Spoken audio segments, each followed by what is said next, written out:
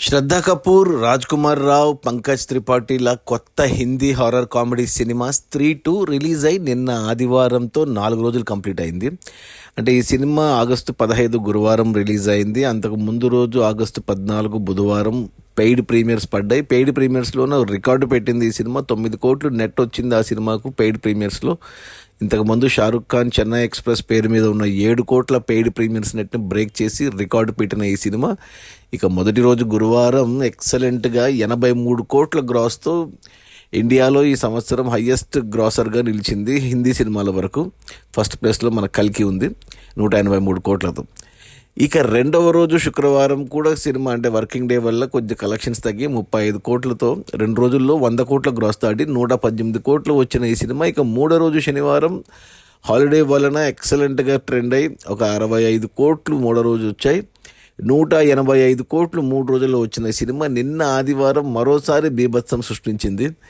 నిన్న కూడా ఎక్సలెంట్గా మరో 70 కోట్ల దాకా గ్రాస్ వచ్చింది. అలా 4 రోజుల్లో స్త్రీ 2 సినిమా 250 కోట్లు గ్రాస్ కలెక్ట్ చేసింది.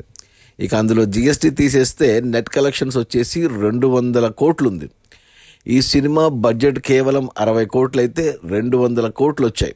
అంటే 140 కోట్ల లాభాలతో సినిమా డబుల్ బ్లాక్ బస్టర్ అయింది.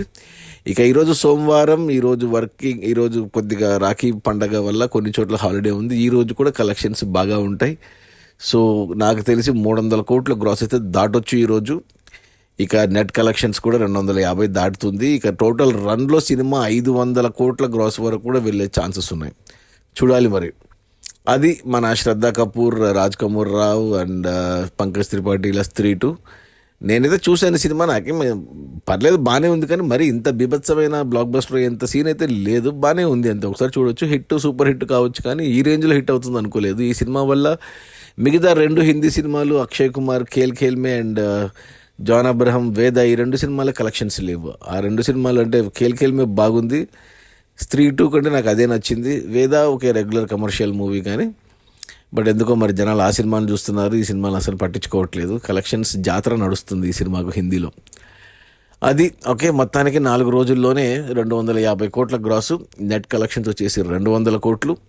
సినిమా బడ్జెట్ 60 కోట్లు అయితే 140 కోట్ల లాభాలతో cinema double blockbuster, triple blockbuster కూడా అవుతుంది ఒక వారంలో. Okay, bye.